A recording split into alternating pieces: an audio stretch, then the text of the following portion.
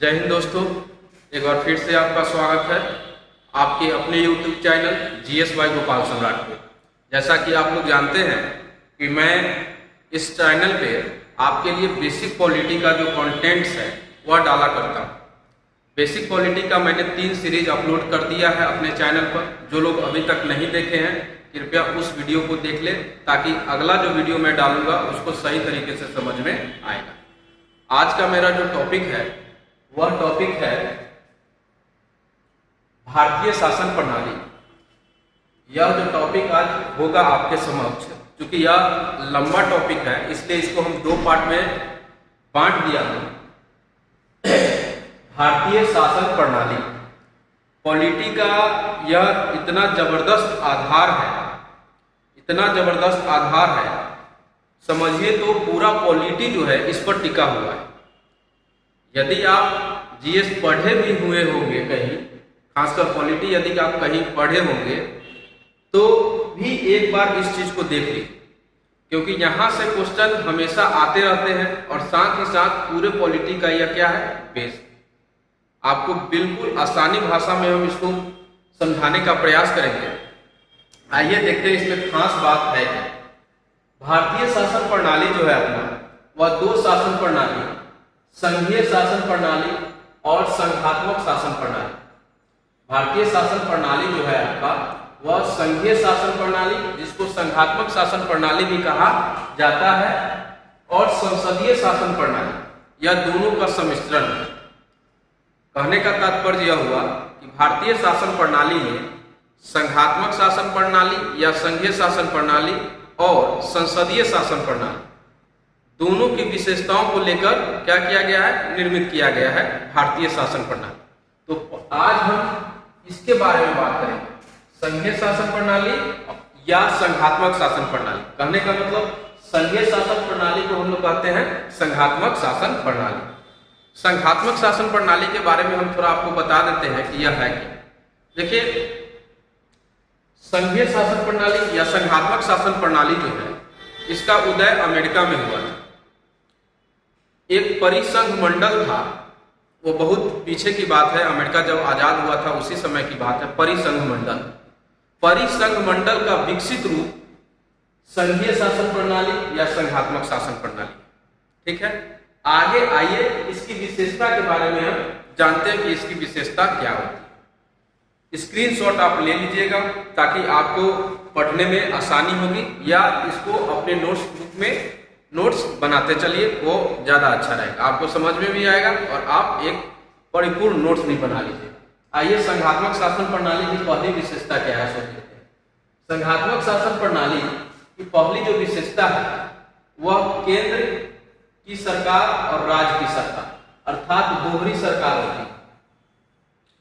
संघात्मक शासन प्रणाली इसका विकसित रूप है परिसंघ मंडल का। इसका उदय कहाँ हुआ, अमेरिका में हुआ। ठीक है, आइए संघात्मक शासन प्रणाली की पहली जो विशेषता है वह विशेषता है दोहरी सरकार। दोहरी सरकार कहने का मतलब केंद्र की सरकार और दूसरा राज्य की सरकार। राज्य के बारे में हम एक विस्तृत वीडियो बनाए हैं, जो मेरा पहला वीडियो है। जिन लोगों को राज्य अभी तक समझ में नहीं आया है कि राज्य होता क्या है, किसे कहते हैं, वह पहला वीडियो को देख लीजिएगा। तो संघात्मक शासन प्रणाली की पहली विशेषता है दोहरी सरकार। पहली जो सरकार होगी केंद्र की सरकार होगी और दूसरी सरकार जो होगी राज्य की सरकार होगी। इसको लिखते चलिएगा, केंद्र और राज्य। जैसे अपने यहाँ भारत में प्रांत है, हम लोग राज्य कह देते हैं, यह संवैधानिक नहीं। भारत में जितने भी राज्य हैं दरअसल वह ओरिजिनल रूप में राज्य नहीं, वह प्रांत है। राज्य हम भारत को कहते हैं। क्यों कहते हैं, इसका आपका आंसर पहला वीडियो में मिल जाएगा, वहां हम विस्तृत रूप से बताएंगे। लेकिन अमेरिका में एक केंद्र की सरकार है और दूसरा राज्य। वहां के जो राज्य है वह स्वतंत्र है, वह अमेरिका से कभी भी अलग होने के लिए स्वतंत्र है, लेकिन भारत में ऐसा नहीं। संघात्मक शासन प्रणाली की जो पहली विशेषता है वह है दोहरी सरकार, केंद्र की सरकार और राज्य की सरकार। अर्थात अमेरिका में एक अमेरिका की सरकार होगा जो केंद्र का होगा और दूसरा जो होगा वह राज्य की सरकार होगा, जैसे राज्य का। जैसे मान लीजिए कि अमेरिका केंद्र है, अमेरिका केंद्र है और उसका एक राज्य है वाशिंगटन अलास्का, तो वहां अपनी अपनी सरकार होगी। इसी को कहा जाता है दोहरी सरकार। मतलब एक अमेरिका का होगा और अमेरिका में जितने स्टेट है, अभी लगभग 50 स्टेट हो गए हैं अमेरिका में, तो वह सभी का सरकार जो होगा वह अलग अलग होगा। पहली विशेषता। दूसरी जो विशेषता है, केंद्र तथा राज्य के बीच शक्तियों का विभाजन। केंद्र तथा राज्यों के बीच शक्तियों का विभाजन। केंद्र और राज्य के बीच शक्तियों का विभाजन कहने का मतलब क्या होता है, सो आइए समझते हैं। जैसे हम अभी आपको बताएं कि दोहरी सरकार मतलब एक केंद्र की, जैसे एक अमेरिका की सरकार होगा और दूसरा अलास्का। अमेरिका का एक राज्य है, अलास्का है, वाशिंगटन है, 50 राज्य है, दो का हम एग्जाम्पल दे दिए, एक अलास्का हो गया और दूसरा वाशिंगटन हो गया। एक अमेरिका जो होगा केंद्र का हो गया। अब एक तो होगा आपका अमेरिका का क्या, अमेरिका का सरकार होगा और दूसरा जो होगा वह वहां के राज्य अलास्का हो गया या कैलिफोर्निया होगा, वहां की सरकार।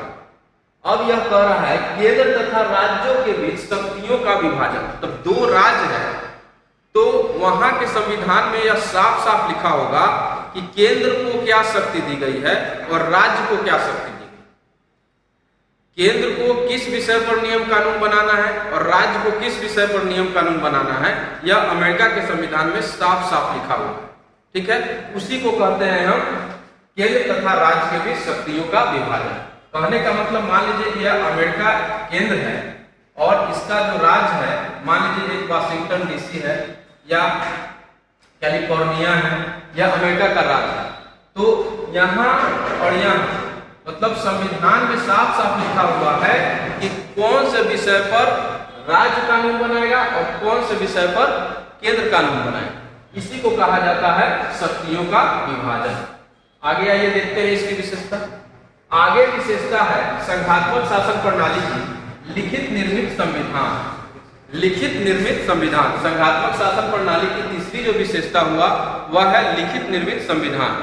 लिखित निर्मित संविधान का मतलब हम आपको बताए थे कि वैसा संविधान जिसमें साफ साफ यह लिखा हुआ है कि केंद्र को क्या शक्ति होगी और राज्य को क्या शक्ति होगी, उसी को हम लिखित कहते हैं।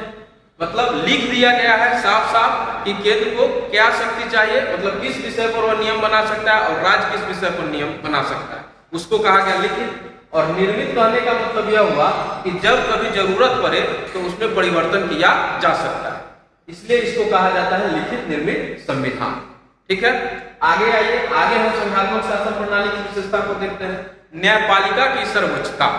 यदि आपसे पूछेगा कि अमेरिका में किसकी सर्वोच्चता, क्योंकि अमेरिका में ही संघात्मक शासन प्रणाली का उदय हुआ है और संघात्मक शासन प्रणाली के आधार पर ही अमेरिका में शासन प्रशासन का काम किया जाता है, तो यदि क्वेश्चन आ जाएगा कि अमेरिका में किसकी सर्वोच्चता है और ऑप्शन में आपको दे दे संसद या कार्यपालिका दे दे, न्यायपालिका दे दे, तो आपका आंसर हो जाएगा न्यायपालिका।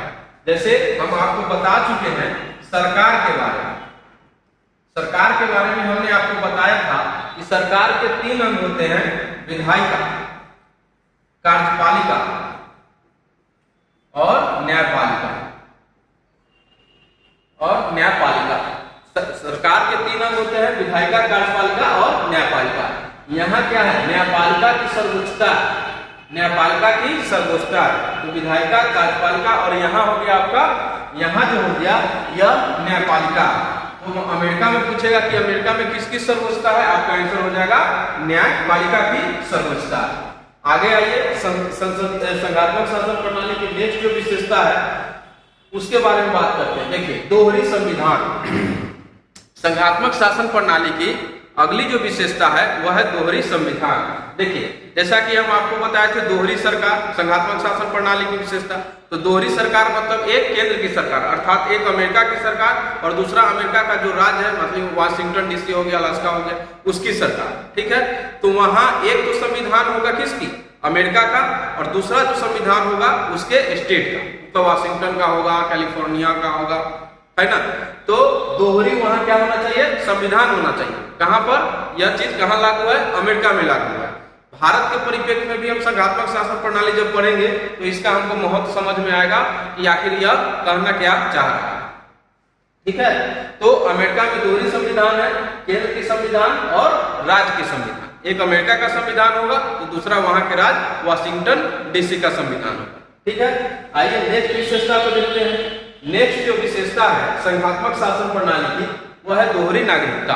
दोहरी नागरिकता कहने का मतलब वही हुआ, एक केंद्र की नागरिकता अर्थात एक अमेरिका की नागरिकता होगी और दूसरा जो होगा वह होगा कहाँ, अलास्का की नागरिकता या वाशिंगटन की नागरिकता। मतलब अमेरिका के जो लोग हैं उसको दो नागरिकता मिलता है, एक अमेरिका का और दूसरा वहां का जो राज्य है उसकी नागरिकता। जिस राज्य से लोग संबंधित है उसकी नागरिकता मिलेगी और एक अमेरिका की नागरिकता मिलेगी, उसी को कहा जाता है दोहरी नागरिकता। क्योंकि यह सब चीज हम फिर से रिव्यू करेंगे अभी कि भारत में किस किस को अपनाया गया, मतलब संघात्मक शासन हम पढ़ रहे हैं भारतीय शासन प्रणाली, तो भारतीय शासन प्रणाली में संघात्मक शासन प्रणाली का भी कुछ योगदान है, इसलिए हम पहले संघात्मक शासन प्रणाली को समझा दे रहे हैं, फिर भारत के परिप्रेक्ष्य में क्या है उसके बारे में हम बात करें। दोहरी नागरिकता आप समझ गए, केंद्र की नागरिकता अर्थात यूएसए का एक नागरिकता मिलेगा और दूसरा कहां का मिलेगा, वाशिंगटन डीसी का मिलेगा, वाशिंगटन डीसी का नागरिकता मिलेगा। ठीक है, तो दोहरी नागरिकता हो गई। नेक्स्ट जो बातें हैं संघात्मक शासन प्रणाली की विशेषताएं हैं द्विसदनीय विधायिका। जैसा कि हम आपको बताए हैं पिछले वीडियो में, द्विसदनीय विधायिका क्या होता है, जहां के संसद के दो सदन होते हैं, जहां के संसद के दो सदन होते हैं उसे द्विसदनीय विधायिका कहते हैं। अब अमेरिका के संसद का हम नाम आपको पिछले वीडियो में बता दिए थे, उसका कौन कौन सा दो सदन है वो भी हम आपको बता दिए थे, याद होना चाहिए। जो लोग नहीं देखे वो पिछला वीडियो में देख लीजिए कि अमेरिका के जो दो सदन है अर्थात अमेरिका का जो विधायिका था उसका नाम क्या था, उसका दो सदन कौन कौन था। जो लोग नहीं देखे हैं पिछला वीडियो पर जाकर देख लीजिए, उनको अच्छी तरह से समझ में आ जाएगा। तो द्विसदनीय विधायिका का मतलब यह हुआ कि जहां के संसद का दो सदन है, तो यहाँ का संसद मतलब अमेरिका का जो संसद है उसका नाम हम आपको बताए थे कांग्रेस। अमेरिका का जो सदन है उसका नाम क्या बताए थे हम, कांग्रेस बताए थे। और कांग्रेस का दो सदन हम आपको बताए थे, पहला बताए थे क्या, सीनेट, पहला बताए थे सीनेट और दूसरा बताए थे प्रतिनिधि सभा। दूसरा जो बताए थे वह बताए थे आपको प्रतिनिधि सभा। यह बहुत ही इंपॉर्टेंट चीज है, इतना इंपॉर्टेंट चीज है कि अगर आप 3-4 किताबें पढ़ लीजिएगा तो ये चीज आपको खोजने में बहुत समय लगेगा। यहाँ तो हम 20-25 मिनट का वीडियो बनाकर आपको समक्ष प्रस्तुत कर दिए, लेकिन इसको खोजने में, इसको समझने में बहुत मेहनत की आवश्यकता होती है। इसलिए आपसे आग्रह है कि यह पूरा वीडियो आप देखिएगा, तभी ज्यादा से ज्यादा आपको समझ आएगा पॉलिटी के बारे में। ठीक है, तो द्विसदनीय का विधायिका का मतलब यह हो गया कि जहां के संसद में दो सदन, तो सीनेट और क्या, प्रतिनिधि सभा, द्विसदनीय इसी को कहते हैं। समझ में आ गया। आगे यह संसदीय संघात्मक शासन प्रणाली की लास्ट विशेषता है कठोर संविधान। आपको कठोर संविधान पहचानने का तरीका और लचीला संविधान जो है उसको पहचानने का तरीका हम पिछले वीडियो में बता चुके हैं। इसलिए हम बार बार आपसे निवेदन करते हैं कि आप पिछले वीडियो को देखिए, तब ज्यादा आपको पॉलिटी समझ में आएगा। वह इसलिए समझ में आएगा क्योंकि बहुत सारी जो बात होती है छोटा छोटा हम मतलब बेसिक चूंकि चल रहा है अभी, तो बेसिक है, इसका मतलब यह होगा कि शुरू से अंत तक आप जब तक नहीं देखिएगा तो बेसिक बातें आपको समझ में नहीं आएंगी। कठोर संविधान और लचीला संविधान का पकड़ने मतलब कि जानने का तरीका आपको बताए थे कि कठोर संविधान उस देश के संविधान को कहा जाता है जिसके संविधान में जल्दी संशोधन नहीं हो पाता है, मतलब संविधान संशोधन की प्रक्रिया जटिल होती है, उसे ही हम कठोर संविधान कहते हैं। और जहां मतलब जिस देश का संविधान संशोधन की प्रक्रिया आसान होती है उसे हम क्या कहते हैं, लचीला संविधान कहते हैं।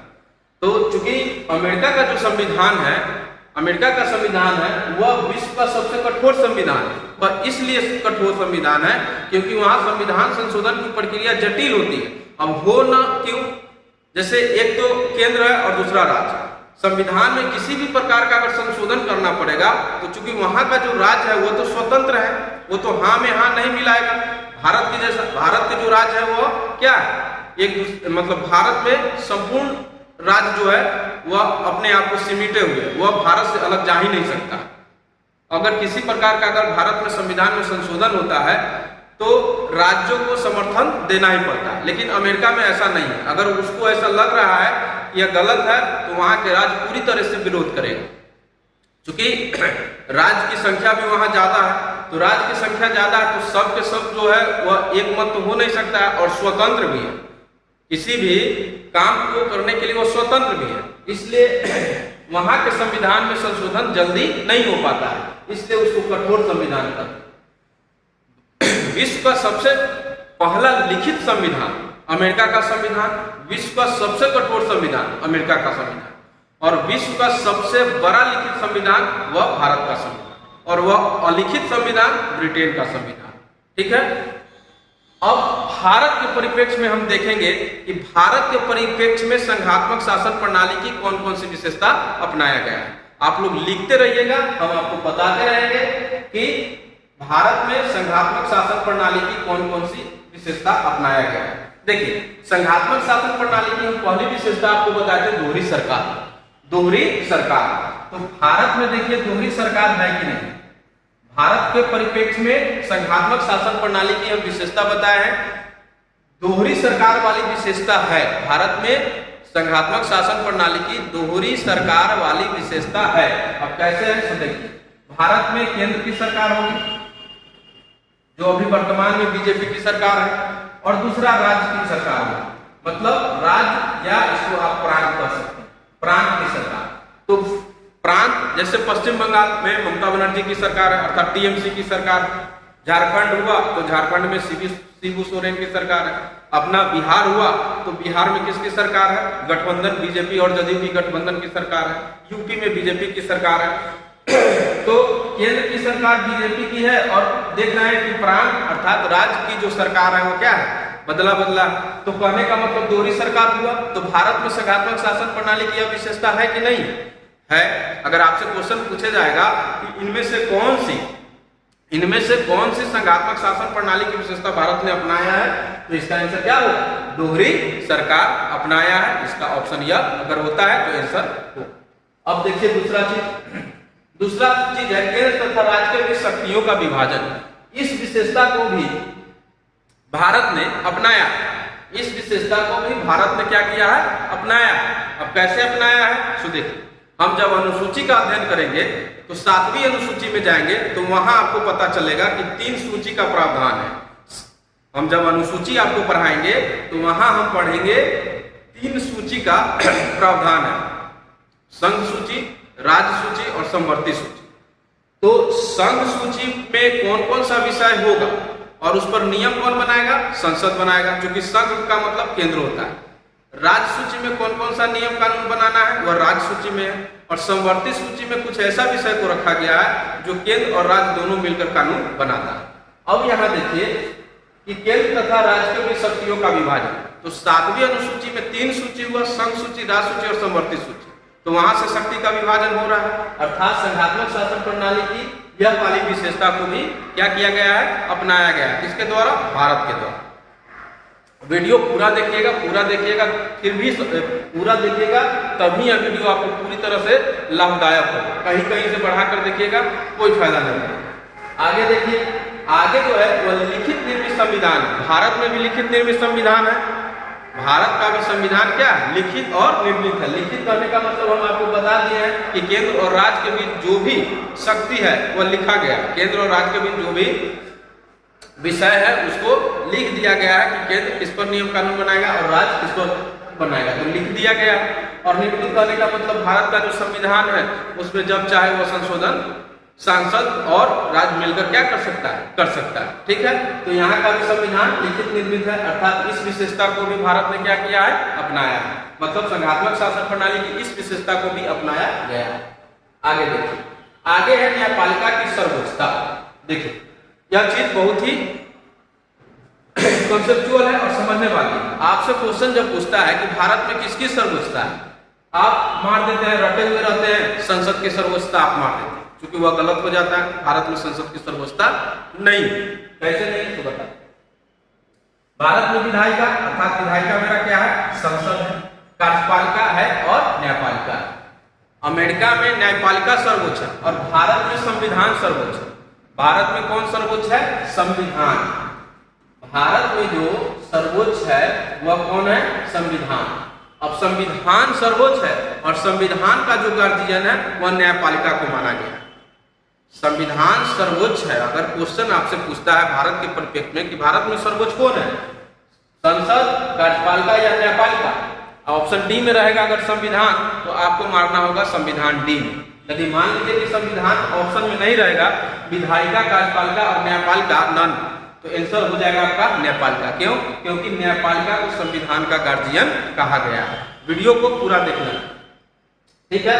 तो इस विशेषता को तो चूंकि भारत ने नहीं अपनाया है, न्यायपालिका की सर्वोच्चता नहीं अपनाया है, तो इसको अगर पूछा जाए क्वेश्चन की संघात्मक शासन प्रणाली की कौन सी विशेषता को नहीं अपनाया है, तो ये वाली विशेषता को भी भारत ने क्या किया, नहीं अपनाया। ठीक है, भारत में किसकी सर्वोच्चता है, संविधान की, और संविधान जो है किसको गार्जियन बनाए हुए, न्यायपालिका की। तो न्यायपालिका हो सकता है कब, जब 4 को ऑप्शन दे दे, विधायिका, कार्यपालिका, न्यायपालिका, और डी में दे दे राष्ट्रपति, तो आपका आंसर क्या होना चाहिए, न्यायपालिका, क्योंकि न्यायपालिका को ही क्या किया गया है, संविधान का गार्जियन माना गया, इसलिए वह सर्वोच्च।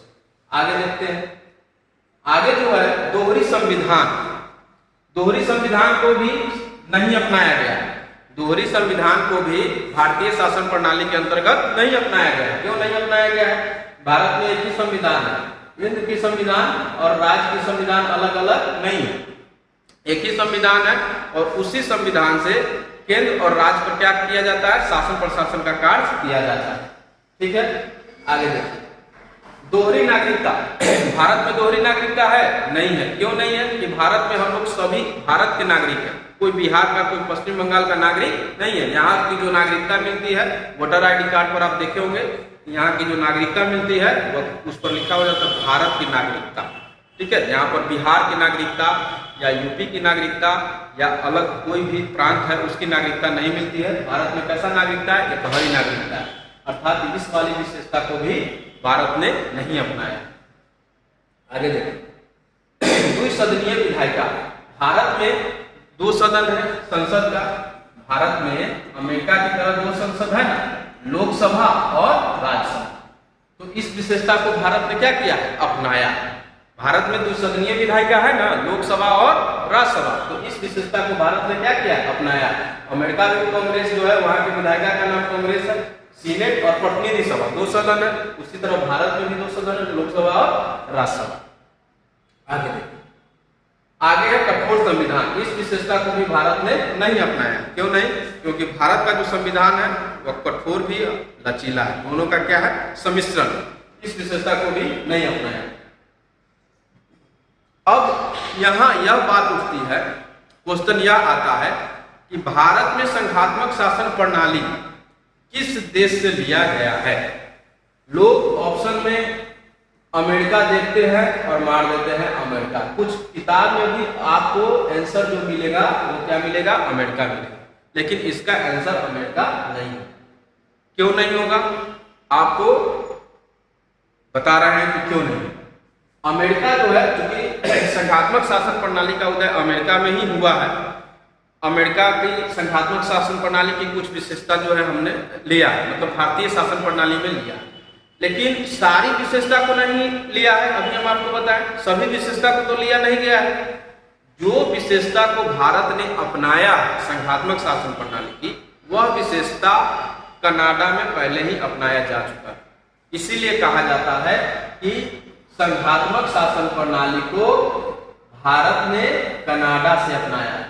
कहां से अपनाया है, कनाडा से। अमेरिका यदि ऑप्शन में रहेगा तो नहीं मारिएगा, हाँ, अगर 4 को ऑप्शन रहे, अमेरिका रहे और कनाडा नहीं रहे, तो आप अमेरिका में मार दीजिएगा, और अमेरिका और कनाडा रहे तो आपका आंसर होना चाहिए कनाडा। आज के लिए इतना ही। कमेंट सेक्शन में जरूर कमेंट कीजिएगा कि आपको वीडियो कैसा लगा, और लाइक, शेयर और सब्सक्राइब करते रहिए। आज के लिए इतना ही, धन्यवाद, जय हिंद, जय भारत।